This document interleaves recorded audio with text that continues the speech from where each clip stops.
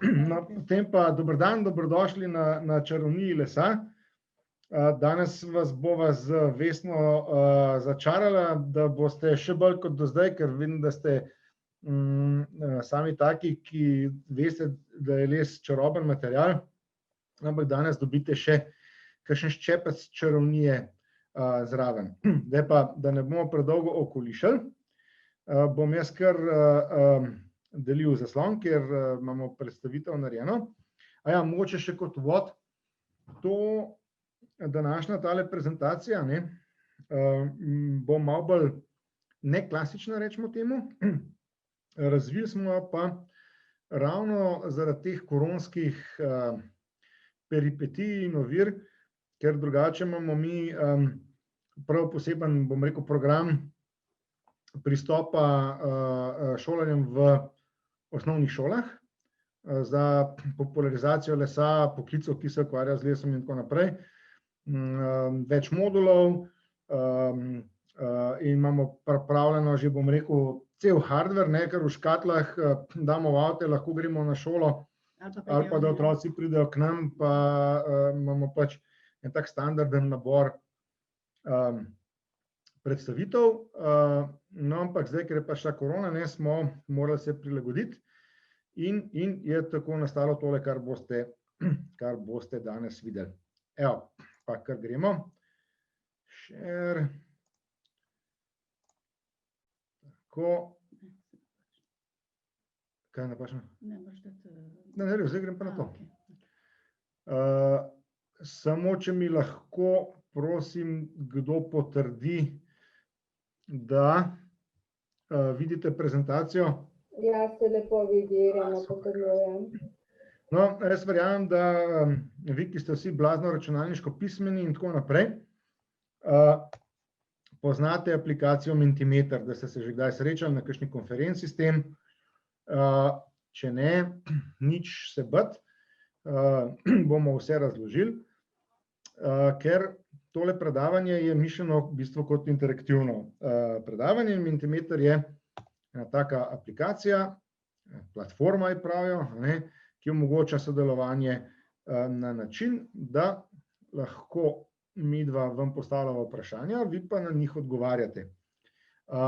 In to s svojimi pametnimi telefoni, tako da vas pozivam, prosim, da izvlečete na plano svoje mobilce ali pa tablice ali kakorkoli, kar imate pri roki, in v spletni brskalnik, kjer ga uporabljate pač, ali Chrome ali kjerkoli pač že, vpišete www.menti.com in vas bo aplikacija vprašala po vstopni kodi. In za današnje predavanje vstopna koda jo vidite gor na zaslonu 66 04 312. Pa to, kar vpišete noter. Srčke mi že nekdo pošilja, v redu. Vem, da je Vesna, ker jo vidim. Polno srčkov, znači ste že vsi lepo.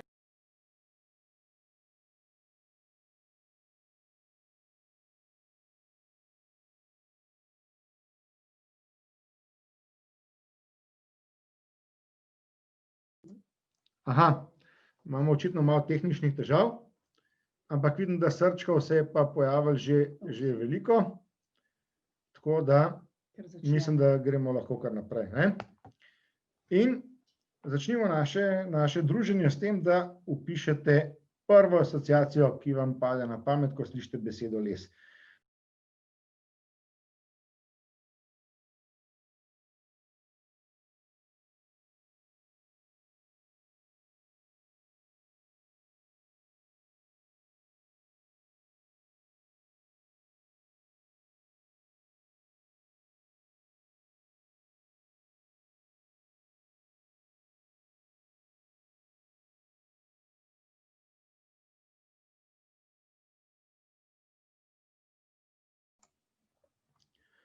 Skozi me nekdo mjuta. Evo, mislim, da je zdaj bolje.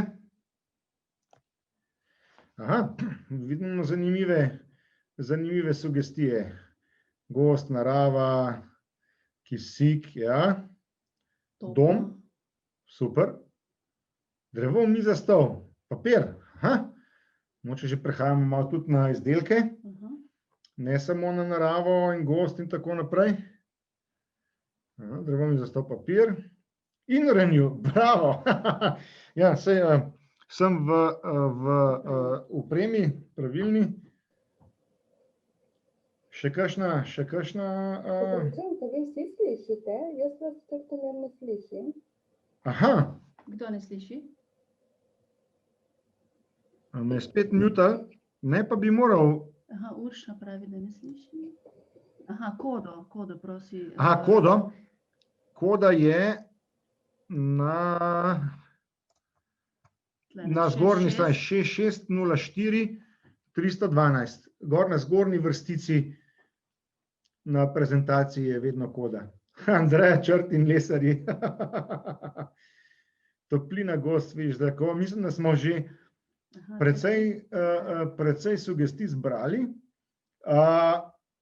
In vidim, da če lahko sprašuje, če lahko sodeluje tudi drugače kot po telefonu, pa lahko preko računalnika tudi. Lahko preko računalnika tudi, ja, menti.com in vas bo... Da ne vidijo še na skrina. Tina Franca pravi, da ne vidi skrina. Ne vidi skrina? Ja, res je, jaz ga tudi ne vidim. Čakajte, aha, ko me je disconnectal, je disconnectal tudi share.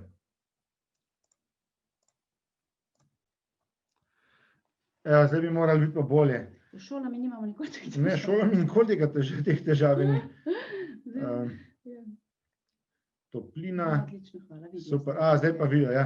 Vsakič vidim, ko me prele mene dvakrat disconnectal, ne vem zakaj in moram ne samo zvok nazaj vklopiti, ampak tudi prezentacijo nisem videl.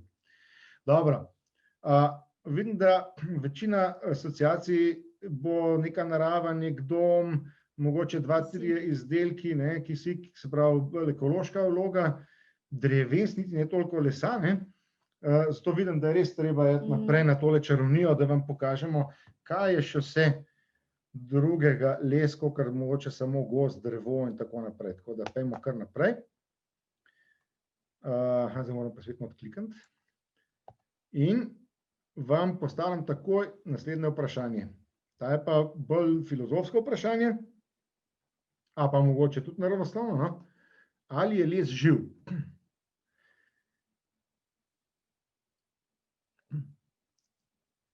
Tukaj ni pravilnih, nepravilnih odgovorov, ampak čisto enostavno nas zanima vaše vedenje, vaše mnenje. Kako vidijo les? Kako vidite les? Les je živ. Zanimivo. A potem mislite, da je tisti les, ki je v vaši mizi ali pa v coklih živ? Ali je živo samo drevo? Ja, bilo zanimivo, da vsakeč, ko hodimo po parketu, dela au. To bi bilo pa mogoče malo kruto. Ampak jaz si predlagam, da za natančnejši odgovor na tole vprašanje pogledamo našo prvo prezentacijo.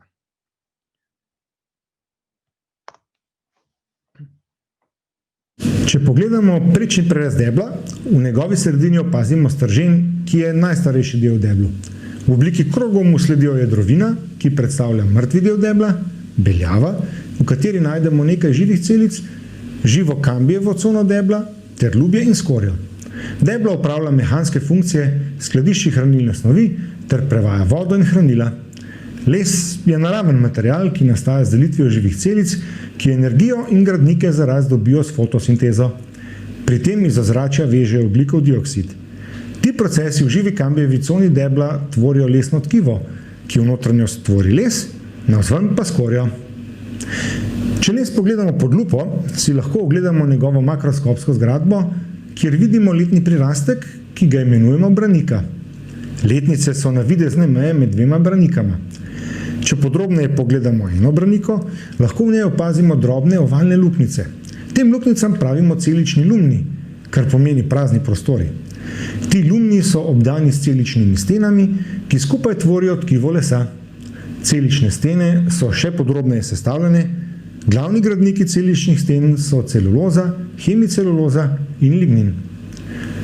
Struktura lesa iglavcev in listovcev je različna, kar lahko opazimo tudi na makroskopski sliki. Skupno obema je nastajanje branike. V začetni fazi rasti je značilnejša intenzivnejša, hitra rast, saj je v spomladanskem času drevesom na voljo več vode.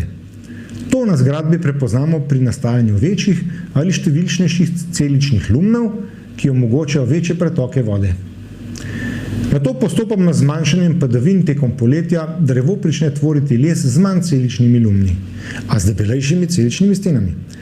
To daje deblu večjo moč, ki jo potrebuje za oporo pri navpični rasti. Strokovno temu rečemo, da deblo izboljša svoje mehanske lastnosti. Da bi to lažje razumeli, si bomo pod mikroskopom pogledali še anatomski preparat, značilen za les iglavcev. Še prej naj omenim, da je anatomski preparat lesa nič drugega kot tanek listič s posebnim nožem odrezan košček lesa. Na sliki vidimo veliko celičnih lumnov in samo tanke celične stene, vendar če pogledamo podrobneje proti robu branike, vidimo, da se celične stene pričnejo debeliti, celični lumni pa postajajo manjši. No, zdaj smo dobili neko malo bolj znanstveno razlago, pa da vidimo, kako naši sodelavci poslušajo naše razlage in kako odgovarjajo na naslednje vprašanje, ki je pa zdaj že bistveno manj filozofsko, kot je bilo prej, precej bolj natančno. Torej, ali je les v drevesu sestavljen iz živih celic, mrtvih celic, odmirajočih celic ali kombinacije živih, odmirajočih in mrtvih celic? Odgovori dežujejo, dobro. Kombinacije pravijo. Glede na... Niso prej rekli, da je les živ, zdaj pa nihče se ne Prej so rekli odloči. živ, zdaj pa... Zanimivo, očitno so se nekaj naučili, tale čarovnija počasi deluje, ker mislim, da smo zbrali že vse odgovore in zdaj lahko pogledamo pravilnega, da večina vas je zbrala pravilen odgovor, kot ste videli v prezentaciji, je v deblu drevesa, ko še živi, kombinacija živih, odmirajočih in mrtvih celic. Poslušate bistveno bolje kot osnovnošolci. Čestitam. Evo, in gremo lahko potem takoj kar naprej. Kaj pa to pomeni dejansko za... Rekli smo, da je les naraven material, da je sestavljen iz celuloze, hemiceluloze in lignina in da je v deblu prepojen z vodo. Verjetno ste že slišali, da les sušimo. Ali se morda ob tem niste vprašali, zakaj to počnemo? V gozdu ste zagotovo že videli kakšen star štor, razpadajoče deblo ali vejo. Morda ste videli, da na kakšnem deblu raste tudi goba? Ali sem dala že dovolj namigov? Čemu moramo les po poseku posušiti? Les, ki je preveč vlažen, je zelo zanimiv za glive, razkrojevalke. Glive so tako številne, drugačne od drugih živih bitij in pomembne, da so si zaslužile svoje kraljestvo, pa ne grajsko, ampak biološko. V biologiji v kraljestvo uvrstimo organizme, ki so si zelo podobni. Zagotovo poznate kraljestvo živali ali rastlin.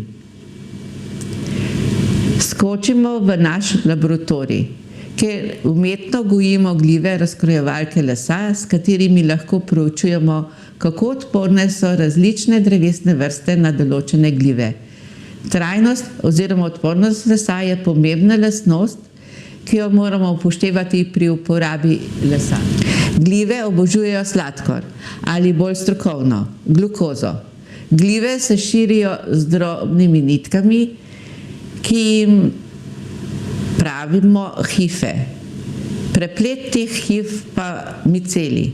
Ko košček micelija postavimo na sladkorno pogačo, v kateri je veliko vlage, micelij začne intenzivno preraščati gojišče.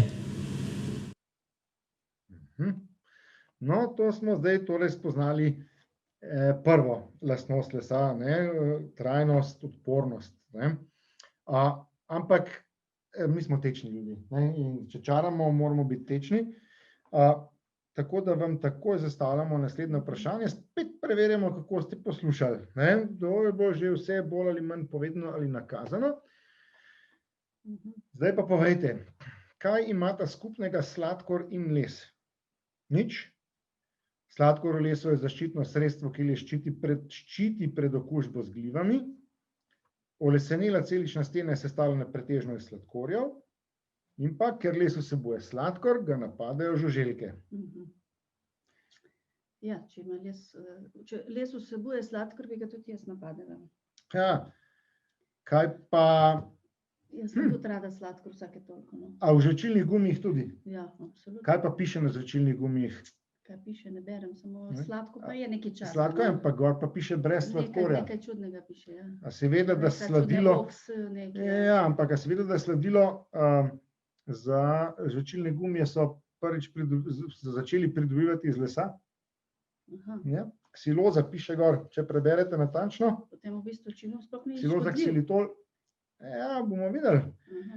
Marsikdo vidim, da klele misli, da je sladkor v lesu zaščitno sredstvo. Pa smo prej rekli, da na sladkorni pogači gljive tako lepo rastejo. Skipanje pa to, tako taka znanstvena fantastika se mi je zdela, ko sem Marico poslušala.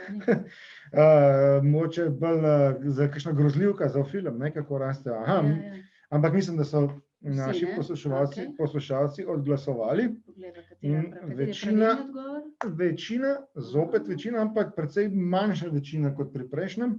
Pravilen odgovor je, da je olesenela celična stena sestavljena pretežno iz sladkorjev. Naslednja predstavitev bo pa tole malo bolj opisala.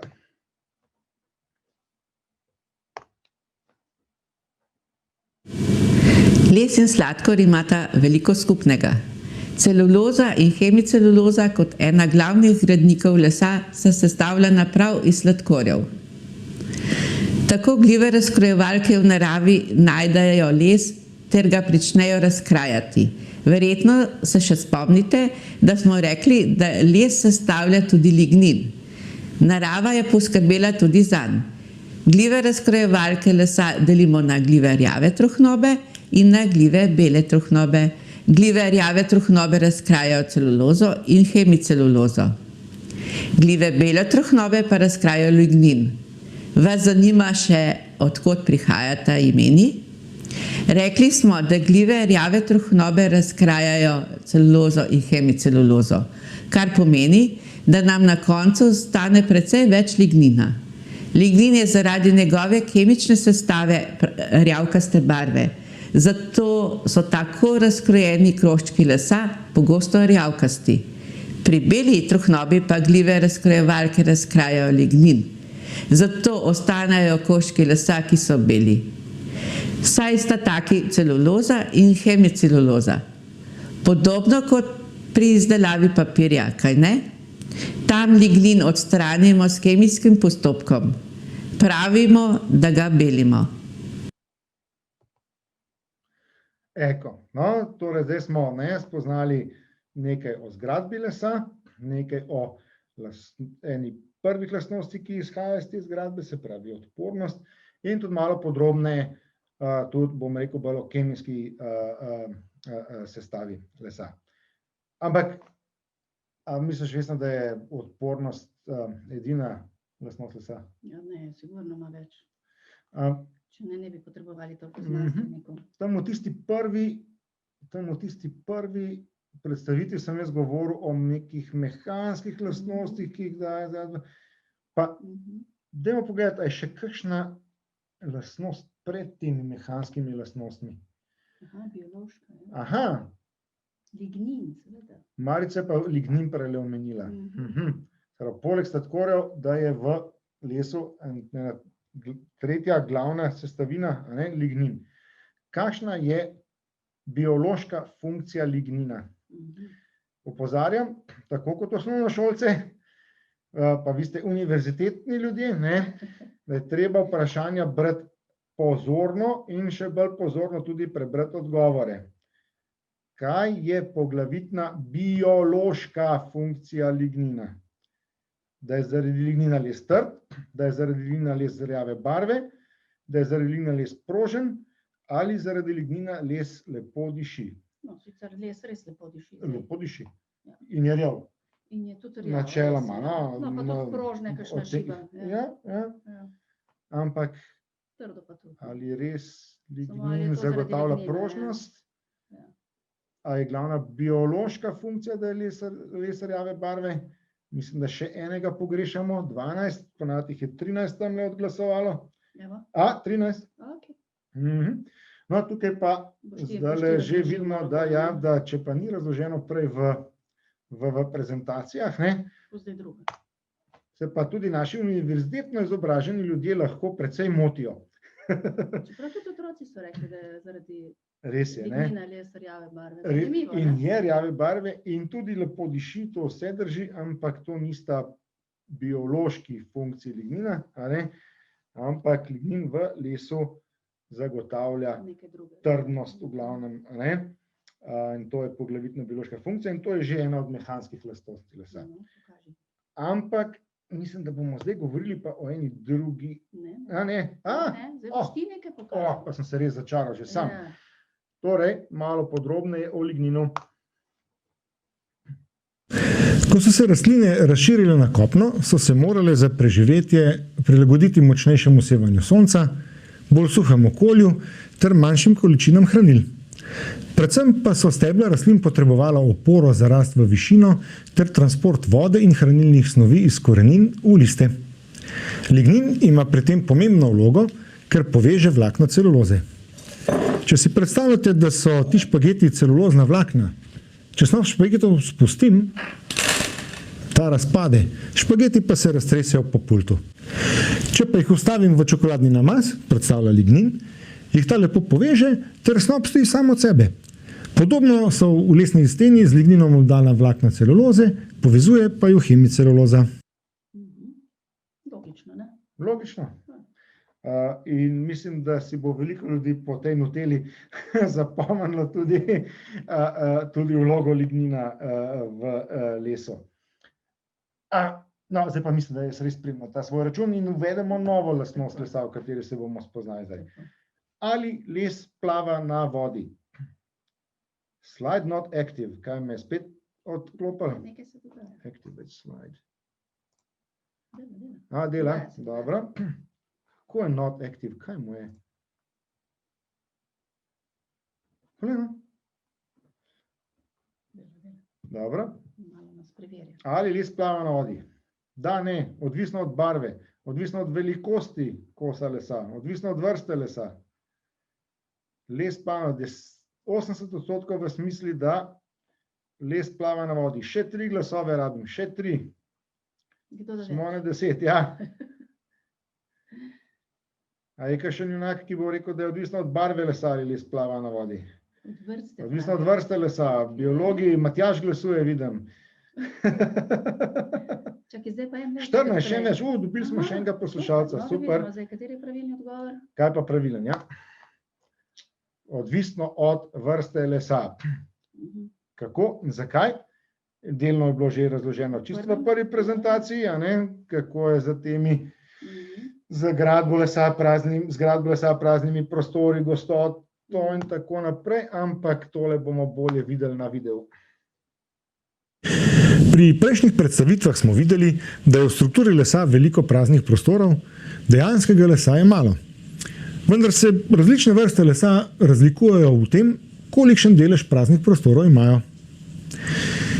Kako pa to lahko opazimo, če ne vidimo mikroskopske sestave lesa? V vodo potopimo 3 koščke lesa.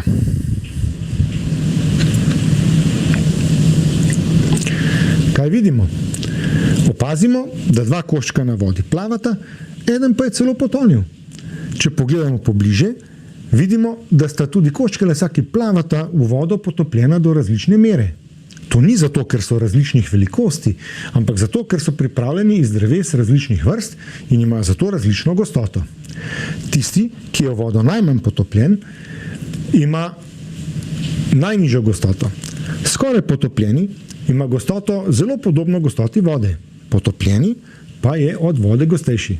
To izvira iz tega, ker ima različne vrste lesa v svoji strukturi različen delež praznih prostorov. Košček lesa, ki je potonil, smo s posebnim postopkom umetno zgostili. Les zgoščujemo v posebnih stiskalnicah. Pri tem postopku mu zelo povečamo gostoto in s tem tudi izboljšamo mehanske lastnosti.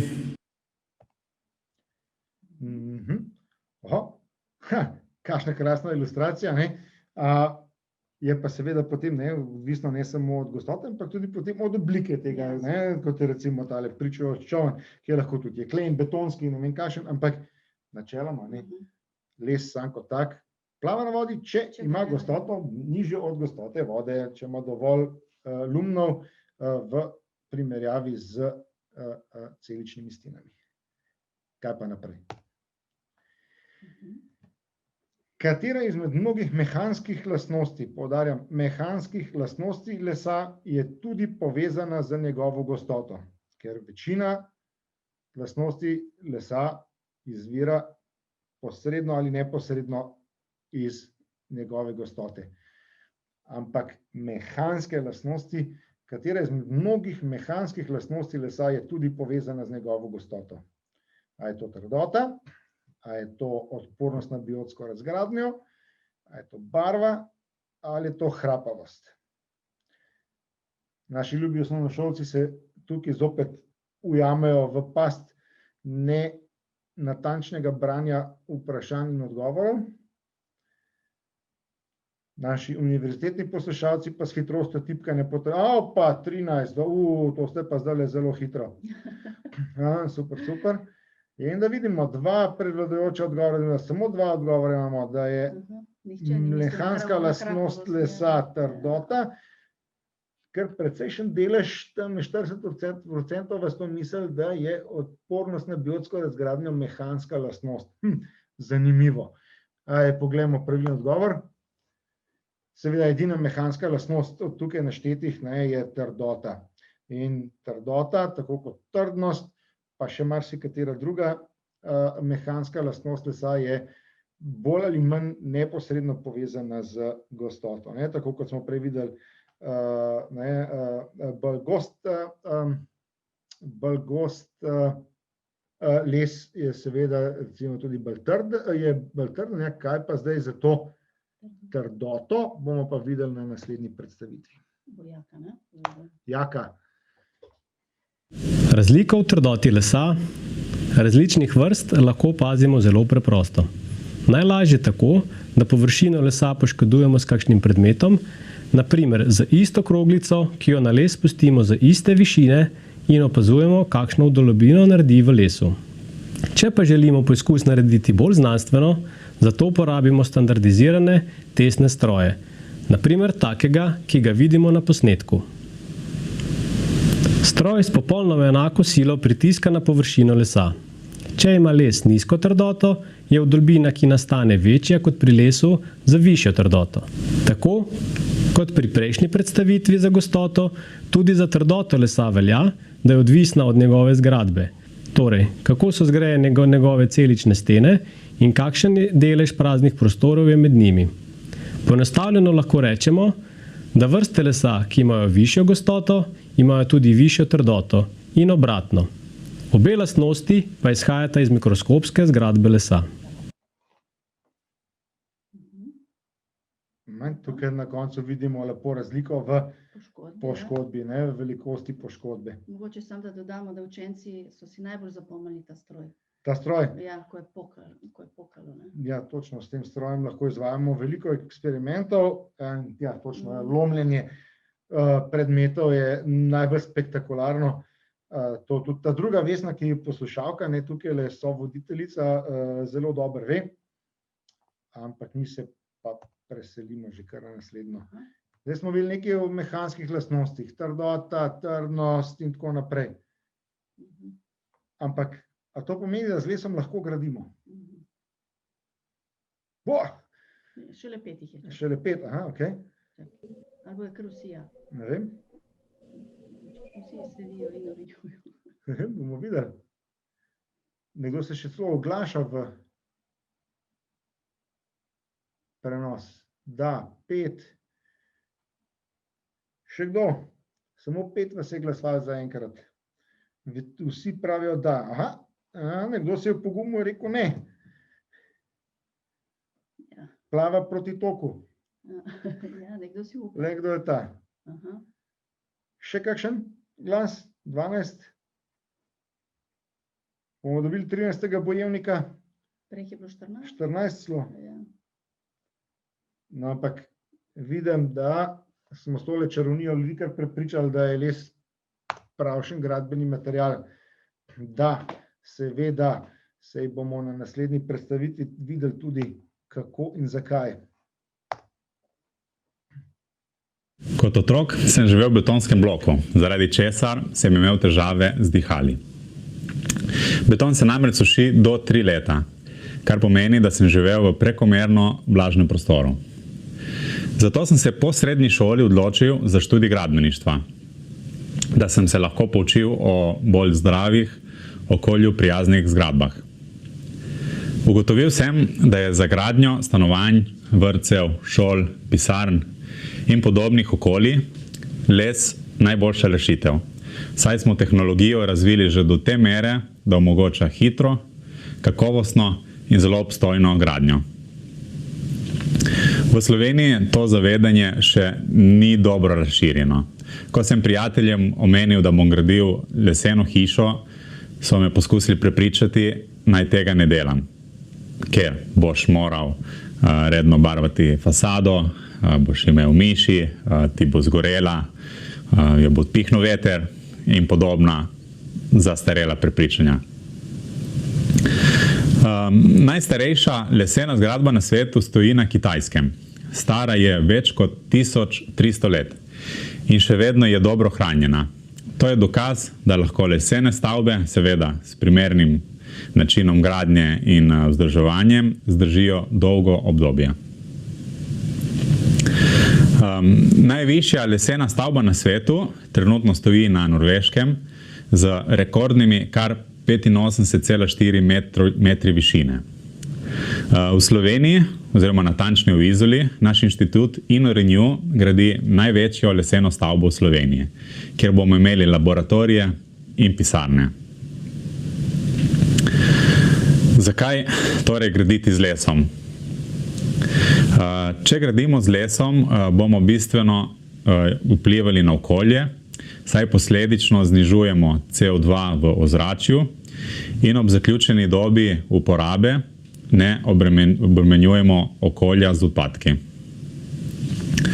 Poleg tega nam les daje občutek topline in bivanjskega udobja, kar dejansko naredi dom. Velika prednost lesa je uravnavanje zračne vlage v prostoru, saj samodejno uravnava optimalno vlago. Upam, da sem vas prepričal, da je les za gradnjo objektov idealna rešitev za zeleno prihodnost. David je zdaj govoril nekaj o zeleni prihodnosti, o zdravju, ki ga prinaša življenje v prostorih z lesom in tako naprej. Ampak nekaj je pa mene spodbodalo tam v tem, kar je povedal.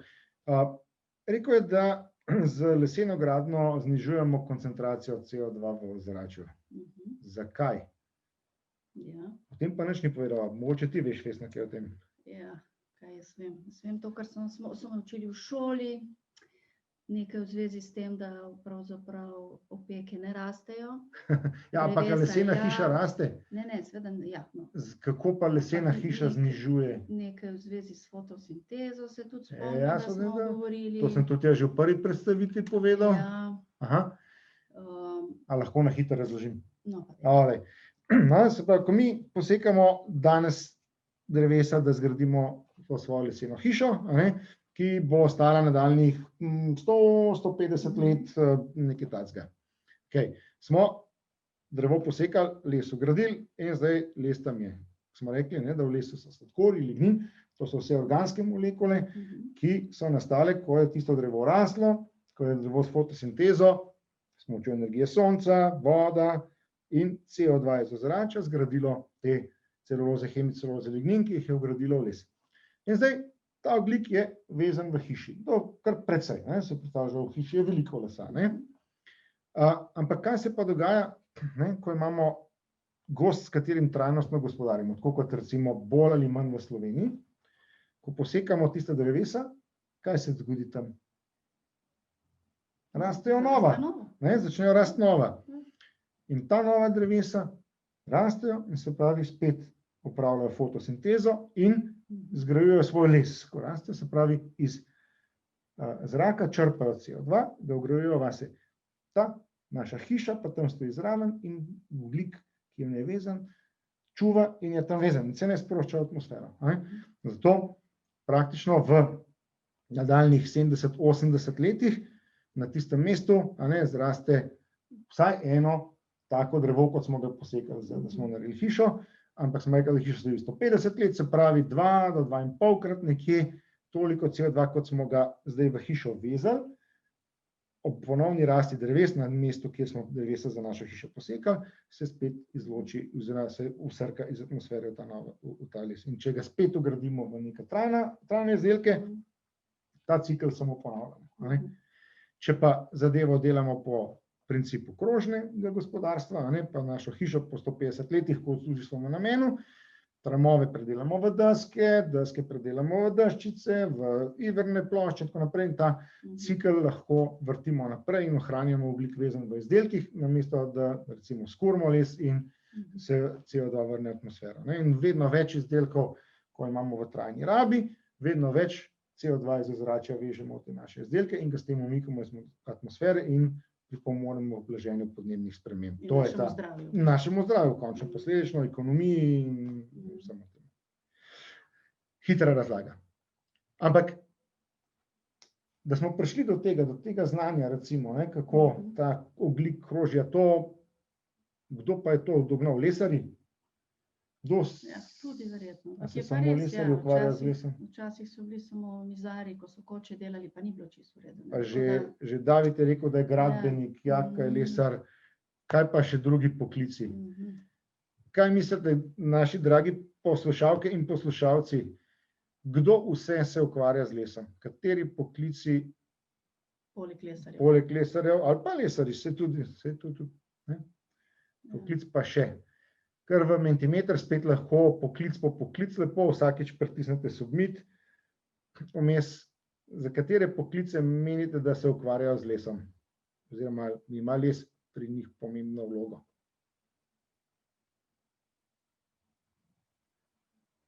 Kakšen junak?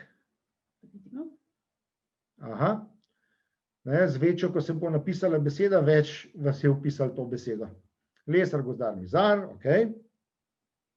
Poznaš Ostržka? Ja. No, že Peto je bil mizar. Ampak Ostržek ni mizar. Ne, Ostržek je živ. Vsi mizar tudi kaj drugega počne, ker so bo mize. Imamo še kakšen poklic? Opa, gradbenik, arhitekt, notranji organ, ja, super, tesar, trgovci, ja, gradbinci, gradbeništvo, ja, urar, drži, ful drage ure delajo z lesa, drži, vrtnar, ja, tudi tam so olesenele rastline, kakšne trajnice. 8 jih je poslalo. 8 zaenkrat. Opa, mizar in gozdar še vedno vodta, menedžer, ja. Smo dobili kakšne nove še, inženir, drži, restaurator, ja. Zakaj pa, kipar, tudi kipar smo seveda, veliko umetniških izdelkov je narejenih, glas, ja. A to mogoče mislijo pod, se ni umetnik, je kipar. Vivaldi bi bil precej nesrečen, če ne bi bilo. Papirna industrija, ja, zelo velik porabnik lesa, drži. Okulist optik, lesena očala, to je bila zelo velika moda v Sloveniji nekaj časa in tudi po svetu v Italiji. Menedžer, mizar, trgovec, smo že. 20 odgovorov, super, ker lahko vsak poda več. Učitelji, ja, drži. Še kaj nam pade na pamet? Umetniki, ja, na splošno, to tukaj verjetno tudi polico mišljeno za izdelavo glasbil in tako naprej. Vinar, ja, drži. Kako staramo vino v kakšnih sodih, precej pripomore k takemu ali drugačnemu okusu. Res je, suhorobar, ne? A, Ribenčan, ja. že zelo dolgo, cesarjev edikt so imeli. Izdelava igrač. Izdelava igrač, jep. Ja. Psiholog. Psiholog, ja, naši psihologi se precej ukvarjajo z življenjem v lesu. Fiziki, ja, pa smo zdaj prihajamo pa tudi že na druga področja, vidim. Učitelji, suhorobar, arhitekti, ja, rastejo 25 dolarjev, se pravi, vsak je v povprečju dal 2 poklica. Evo, zdaj bomo pa mi pa predstavili pa še malo širše. Še nekaj se je naredilo. Kemiki, no, ko smo začeli govoriti o naših sodelavcih, je pa ljudem zalaufal, pa da vidimo. Verjetno vsak najprej pomisli na lesarje, vendar se z lesom ukvarja veliko več strokovnjakov. Naš raziskovalni inštitut, Center odličnosti InnoRenew COE, združuje različne vede znanosti za delo na interdisciplinaren način. Kaj to pomeni? Pomeni, da je zaposlenih veliko znanstvenikov iz različnih področij. Naj vam jih nekaj predstavim. Jaz sem molekularni biolog, zanima me predvsem področje razgradnje lesa z encimi in utekočinjenja lesa, pa vse do varovanja lesa pred lesnimi škodljivci. Druge naše sodelavce pa nam bo sedaj predstavila še sodelavka Vesna. Jaz sem Vesna. V InnoRenew se ukvarjam s preiskovanjem učnih metod, na kakšen način naj bi naravoslovje bolj približali vam, učencem. Poleg mene je pa še zelo veliko sodelavcev, ki se ukvarjajo z različnimi stvarmi. Naprimer, Rok je fizik, ki ga zanima vse v zvezi z akustiko, torej vedo o zvoku. Nastja je kineziologinja, ki jo zanima ergonomija. Kakšno pohištvo je najbolj primerno za zdravje učencev in zaposlenih na sedečih delovnih mestih. Kelly je študirala kemijo. Najbolj jo zanima modifikacija lesa, torej kako še izboljšati lastnosti lesa. Imamo tudi računalničarje, ki nam pomagajo predvsem pri spremljanju sprememb lesa, ki je izpostavljen naravnemu okolju, urejanju rezultatov, drugih raziskav in modernizaciji in robotizaciji proizvodnje v lesarskih obratih. Umetnostni zgodovinar Tim išče najboljše možnosti za ohranjanje lesene arhitekturne dediščine. Gradbeniki se posvečajo naprednim lesenim in mešanim konstrukcijskim sistemom, visoki leseni gradnji, obnašanjem lesenih konstrukcij in veznih sredstev v lesenih objektih med potresom. Arhitekta Eva in Arne načrtujeta in oblikujeta tudi našo novo stavbo v Izoli. Psiholog Dejan meri učinke grajenega okolja na človekovo duševno zdravje.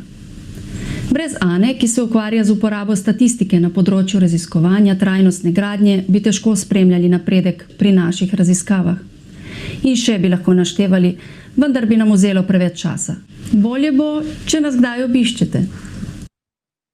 No, to, vam, ki ste tukaj domačini, sploh ni težko, in marsikateri od vas ste že bili po naših laboratorijih, ampak tudi tisti, ki ste morda to naredili prejšnji mesec, če vas popeljem danes, boste videli precejšno razliko, ker še vedno skupaj z vami rastemo in se razvijamo. Sploh pa, ko bo dokončana naša nova zgradba v Izoli, bo pa stvar še precej bolj zanimiva. Ker smo tole predstavitev imamo temperano na točno eno šolsko uro, ki smo zdaj že bolj ali manj dosegli, če smo začeli z par minut zaostanka, tole zdaj nekih 45 minut, ampak mi mislim, da nismo omejeni preveč za časom, kakor smo rekli nekje do 12, tako da, če imate kakšna vprašanja, z njimi na plan oziroma v mentimeter.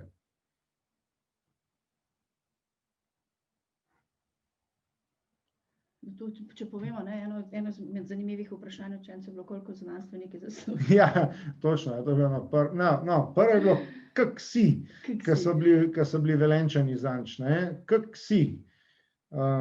Naslednjo bilo pa, a dobro zaslužite, ali nekaj takega, koliko zaslužite, ali nekaj v tem smislu. Kaj pa zanima, to zanima osnovnošolce, kaj zanima pa gospe in gospode akademike. Da vidimo. Kakšno vprašanje? Komentar? Načeloma, če se vam ne da tipkati, lahko tudi vklopite mikrofon, pa nas kaj vprašate. Čeprav vprašanja so bolj anonimna. To so lahko tudi Vprašanja so pa anonimna, ja. so lahko malo komična, kot na primer je bilo vprašanje, A igraš športno? ali ima profesor leseno hišo. Ne, profesor nima lesene hiše, pa ni profesor, ampak dobro. No, ampak je bilo to vprašanje. Je bilo vprašanje. A se sploh slišimo? Zelo zanimivo, vse pohvale. No, to je komentar v chatu. Kaj pa v Mentimetru, kakšno vprašanje?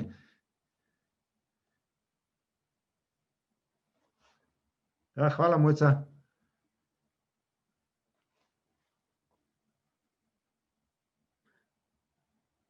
Zdaj, ko razmišljate še o vprašanjih, prijemo na slajd z zahvalami. Tukaj seveda gre posebna zahvala moja imena, našemu skupnemu sodelavcu Damjanu, ja, ki je zelo, vsaj po mojem mnenju, zelo profesionalno naredil tele videe, ki ste jih gledali, ki nam prišparajo ogromno. Kaj ni refreshana? Pravi, da je v Mentimetru precej vprašanj. A moram jaz kaj pritisniti? Oni vidijo vprašanja. Oni vidijo vprašanja? Okej, čakaj, kaj pa če grem jaz? Ja, ne, vraga. Kako pa jaz to naredim? Ja, ker jaz ne vidim. Kaj pa če dam refresh? Hvala. Kdaj bo žurka?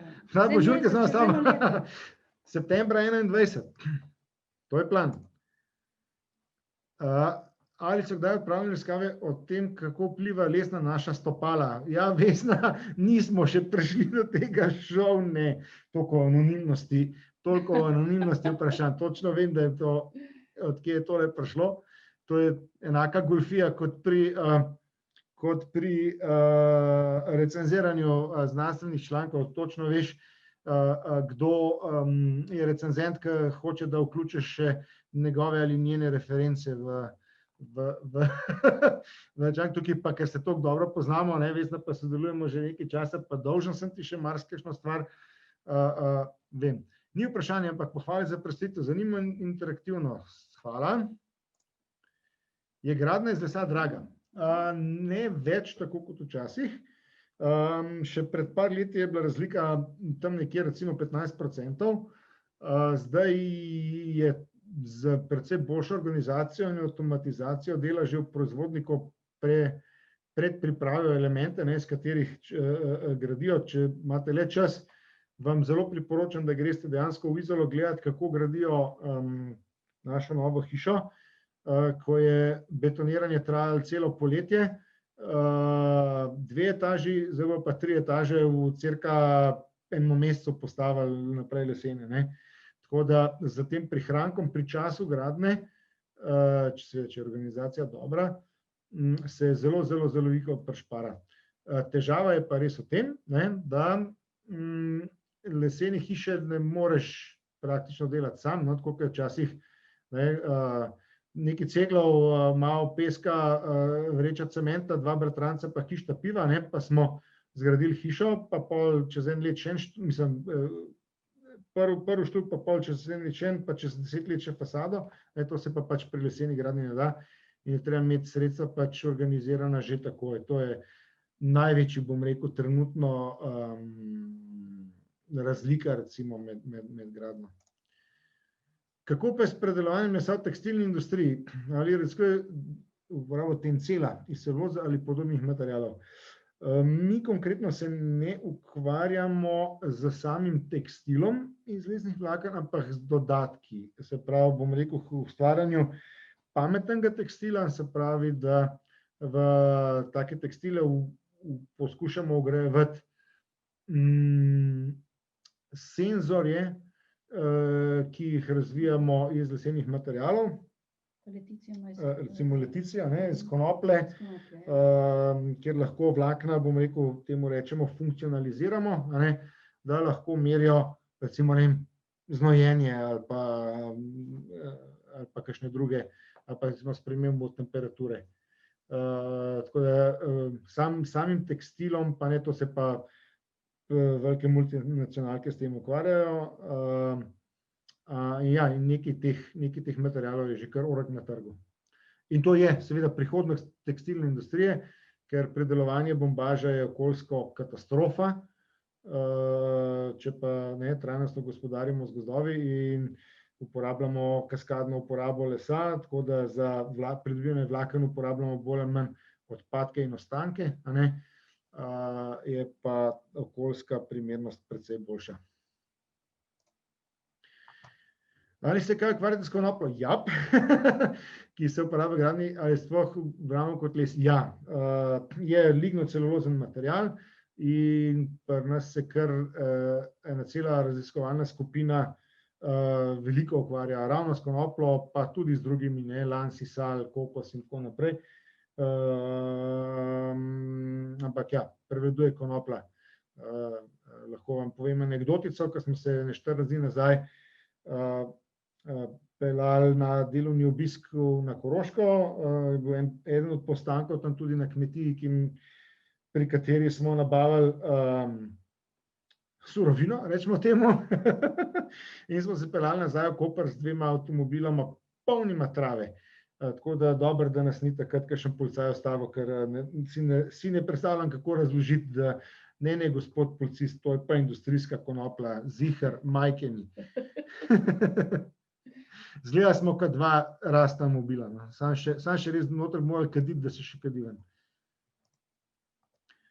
Glede na to, da bo in Renew fasada lesena, samo del fasade bo lesen, je potrebno ta les vsako leto barvati, ni nujno, odvisno kakšen efekt želiš doseči, vzdrževati ali obstaja kakšen drugačen način zaščite lesa, ki je vzpostavljen vremenskim vplivom.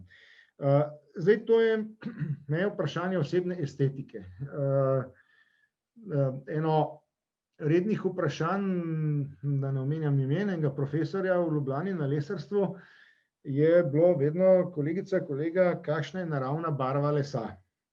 In tisti, ki je prijavil, ja, v različni odtenki rjave, bla, bla, je odletel, in je kar naslednje leto moral priti na izpit, ker tisti gospod profesor je trdil, naravna barva lesa je siva, ker dejansko po 2-3 letih v naših klimatih, če imaš ti leseno fasado, postane siva. Pa ne bomo zdaj šli v kemijo in fiziko, zakaj? Zdaj nekateri ljudje je to všeč, nekateri ljudje razumejo, da je to naravno in da les nič zaradi tega ne propada, nekateri ljudje pa pač imajo rajš, bom rekel, naturko, kot se temu reče, barvo, potem pa je treba seveda prelakirati ali celo obarvati. Obstaja milijon načinov, ampak en takih načinov za stabilizacijo lesa, se pravi, da upočasnimo to sivenje in upočasnimo krčenje in širjenje zaradi vremenskih vplivov, je termična modifikacija. To je zdaj po Evropi in svetu že kar zelo razširjeno, tudi v Sloveniji imamo eno precej veliko podjetje, ki se s tem ukvarja, mislim, ki je zmožnost predelati velike količine lesa, termično obdelati, pa še nekaj manjših.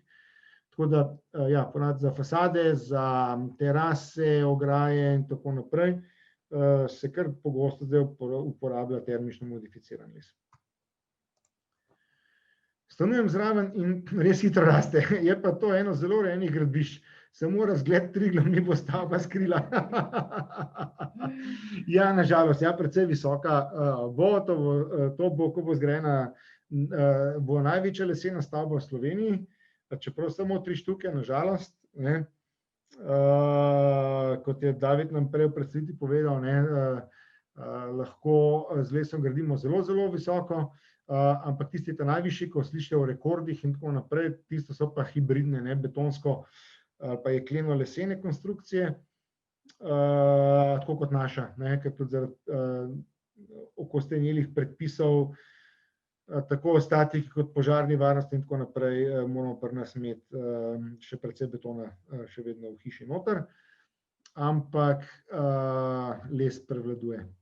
Tako da ta naša hiša bo, kot sem rekel, največja lesena, je pa sama hiša en velik eksperiment.